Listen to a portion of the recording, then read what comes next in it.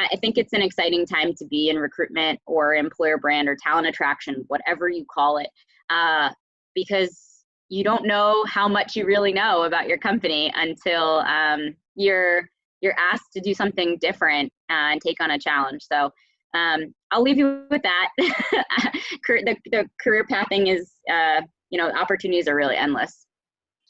Hi, and welcome to another episode of the peopleHum interview series. This is your host, Anushka at peopleHum. peopleHum is an end-to-end one-view integrated human capital management automation platform, the winner of the 2019 Global Cody Award for HCM that is specifically built for crafted employee experiences and the future of work. We run the peopleHum blog and video channel, which receives more than 400,000 visitors a year, and we also publish several interviews with well-known names globally every month. We have with us today Allison Dunsmore.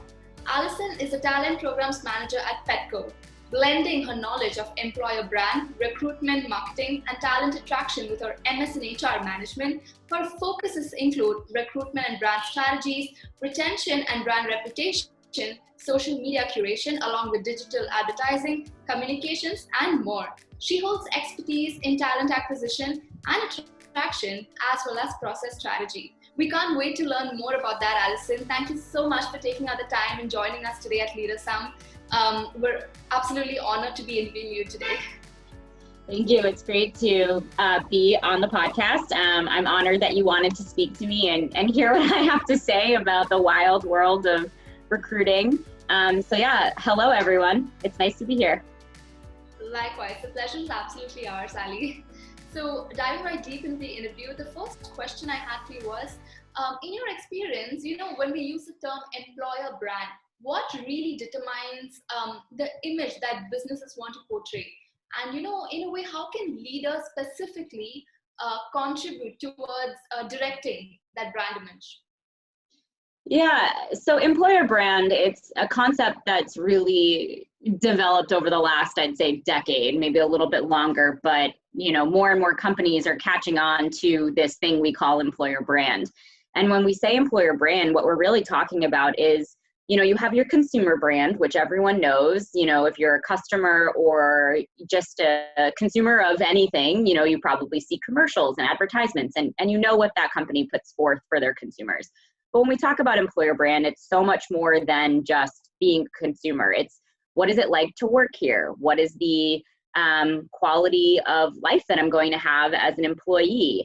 What can I expect the day I walk into the office? Or really even taking a step back, what's it like to interview here? Not a lot of companies are even showcasing what it's like to interview, but it really goes as far back as the first experience you have from the recruitment process all the way through not only stepping through the doors on your first day or virtually stepping through the doors if you're a remote employee, but also what does that experience look like as you continue your journey? And so there are so many stakeholders involved in the employer brand, from recruitment to your hiring manager to the people that you're interacting with every day.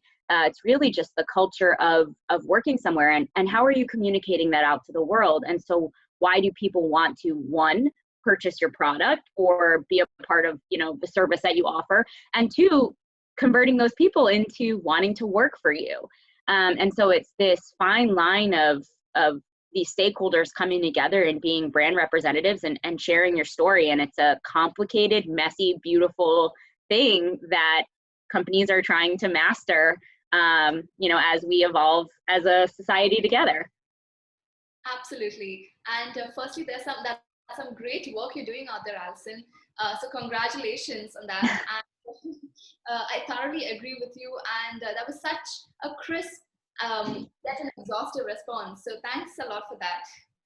Yeah, thank you. And you asked me another question about leaders and how they can contribute towards this brand imaging and whatnot. And that goes back into the whole stakeholder part of it. If you want quality talent to work for you, then you need to be out there on the ground floor sharing your own story. And I think it's so fantastic when we have executive leadership that says, and obviously this isn't always the case because people move companies, but if you started somewhere as we'll take one of my former employers, American Airlines. If you started as a flight attendant and now you're in an executive position, tell us your story. What did you do to get there? What has that journey looked like for you over the last 20 years, however long it took you to get to your position? And tell that to someone who's, you know, seeking the same thing, who doesn't know how to get started, and how fantastic it is, you know, what experience you've had, how fantastic it is to have reached that, you know, point in your journey. And so, you know, I think that's how leaders can contribute. It's hearing why they love the work, to do the work that they do, and why they love to be where they are, and being a part of that company story, and really understanding, you know, what employer brand is, and how they can participate in the process. Right, absolutely. Couldn't second you more. So it's basically just putting your story out there for the world and being a role model of sorts to kind of give others a sense of direction on how to achieve their dreams. I think so. All right. That was great, Allison. So going on to the second question, you know, when it comes to recruitment and retention, employee retention, what are some thumb rules in your opinion that you personally follow? Recruitment and retention, it's difficult. It depends on the type of business you have, what your turnover is before you go down this employer brand road. I think that it starts with setting expectations from the interview. You know, maybe first asking the right questions. So are you doing assessments when you're in, you know, during your recruitment process, during your application process, so you can weed out the talent who, one, isn't the right fit for your role, but they have to realize that maybe they're not the right fit for your position too. You don't want to waste anyone's time. So I think, you know, not only having that roadmap for determining if the talent is right for your job, but also making sure you're having conversations with your hiring managers about the type of talent they want to see in the position. What has worked, you know, with the people that are in the role now or have been in the role, and what hasn't worked. Are your job descriptions correctly aligned to what the job is actually going to do? I think we see a lot of incorrect job descriptions out there that don't set people up for success when they either A, get into the role, or they're hiring, you know, during the interview process, they're not expecting a certain kind of question, or the work isn't exactly what they thought it was going to be. So I think it's all about setting expectations from the very beginning. And then there has to be some part of, you know, a semi-glamorous experience. You need to roll out the red carpet. It doesn't matter what position you're hiring for. You want to make someone feel welcomed and accepted and like they belong here, especially if you think they're the right person for the job. And so there, you got to do a little bit of legwork, and you have to, you know, you have to put the time and effort in to understand your company and make sure that you're hiring the right people into the right roles, and that the people you're hiring also know what they're getting out of the experience. It's a two-way street. And I really, truly believe that that's, you know, where the bulk of retention issues come from, is poor expectation setting. And then of course, you know, you get into the job and things happen and you have a good day and a bad day and whatever. You can't control the other factors, but you can, you know, really set those expectations from the first day. And I think that helps tremendously. Absolutely, absolutely. So it's also about communicating and having clarity on things so everyone's on the same page. Absolutely. Right. That was a really elaborate response, Allison, and I can't agree more with you on that as well. So thank you so much. You know, also the third question that I was coming to was diversity and inclusion is definitely the need of the hour now more than ever. And now we also have remote inclusivity practices that organizations are opting for. And it's great to see, you know, more companies just realizing as well as responding to accepting a diverse workforce. So, but let's talk about your experience and what I mean, do you think diversity and inclusion is somewhat of a challenge? Yes, short answer, yes. Diversity and inclusion is hard if you don't know how to get started, right? You know that diversity and inclusion is important.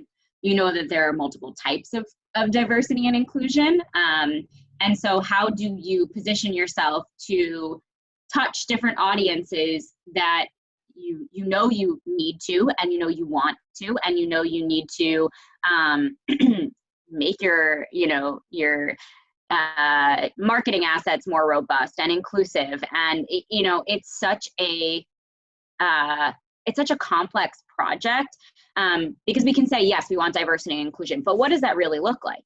And are you reaching out to your workforce, and are you having people self-identify in wanting to share their stories about why they work here, and the ease of if someone needs an accommodation, for example, whether it be a religious accommodation or a physical accommodation, whatever it may be. Are you asking them to share their story? Are people self-identifying? Do you have a way for people to self-identify? These are all different ways to first get in touch with your workforce before you even try to put anything out there in the world saying, this is who we are and this is how we do it.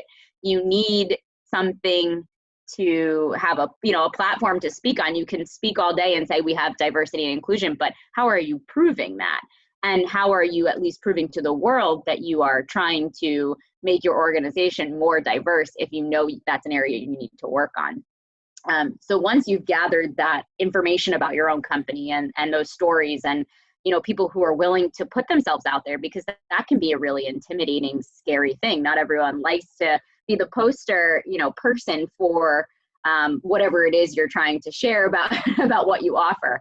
But making sure you're being transparent and you're being flexible in the language that you use, and you're not pigeonholing yourself into a undesirable situation, really speaking to what you offer as a company. And then partnering with people or companies who have the experience and know from a diversity and inclusion perspective where the spaces are that you need to be to get your message out there. So different job boards or different organizations who help promote jobs to those looking, who fall into a specific group, whatever that group may be. Making sure you're getting your jobs out there, making sure that you're, here in the United States, there are certain job boards that we need to post to based on if you're a private or a public company, if you do government work, and so making sure that you're partnering with a company who knows all the places that you're supposed to be so you can meet any kind of employer guidelines or, like employment policies that are out there that your company falls into. So diversity and inclusion is important. I think that, like you said, with the workforce and companies, everyone's home, across the world right now, and things are starting to open up, but we're seeing this ease of working remotely that we've never quite had before. And so now it makes you ask the question of, well, is there talent on the other side of the world who can be flexible with their work hours and here we are, you and I, we're on different sides of the world, and yet we're having this fantastic conversation.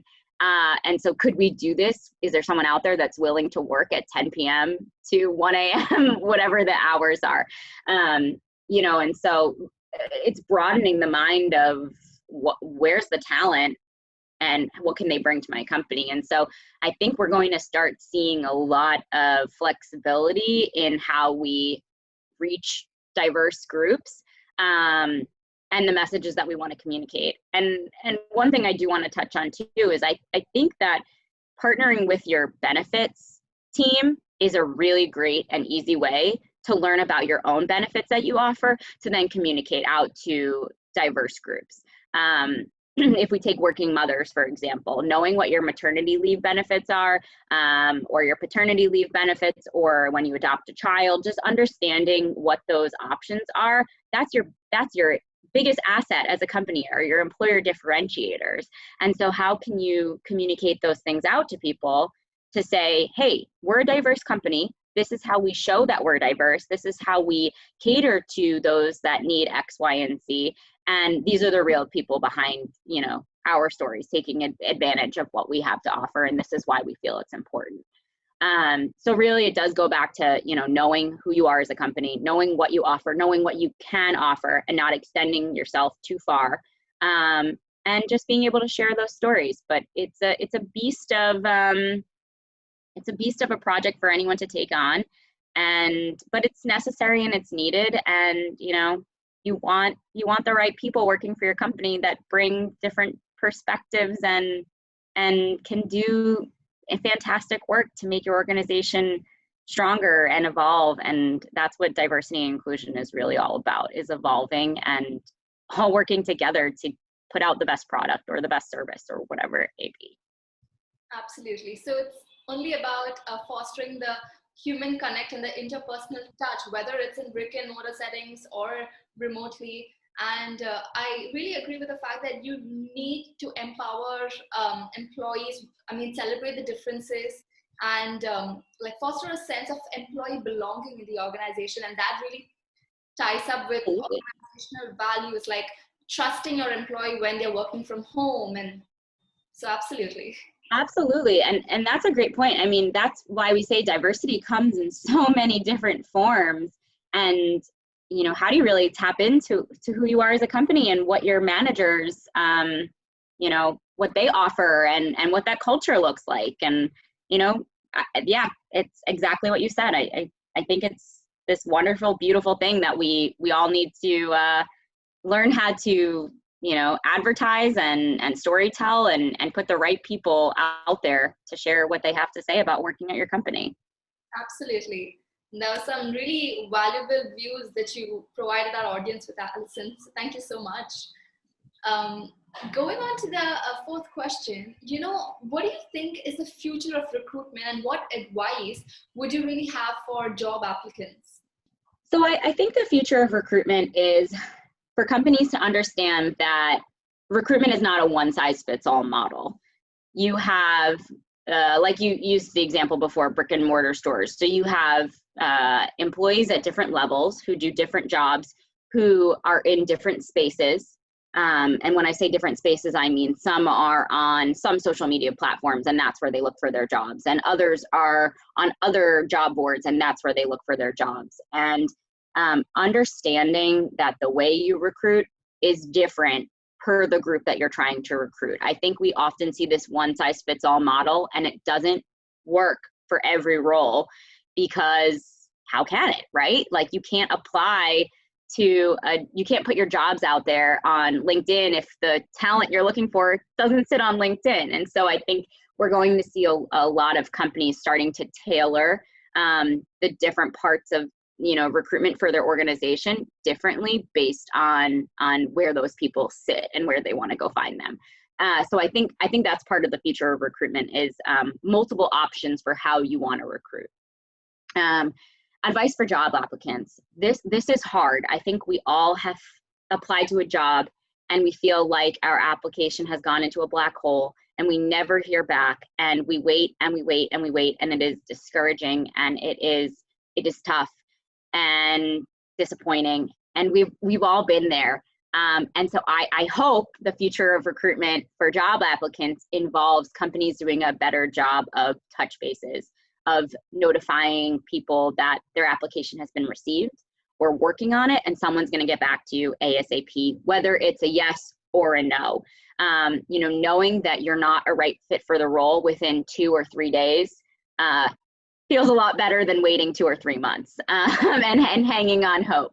And so for job applicants, you know, I really hope I'm speaking for the employer brand community when I say I think we all have to do a better job at making sure we have the right auto notifications in the system to set, again, our people up for success, because they may not be a right fit for the role today, but that doesn't mean they're not a right fit for the role that's coming up in a couple of weeks. And we want them to still be interested in our job and our company.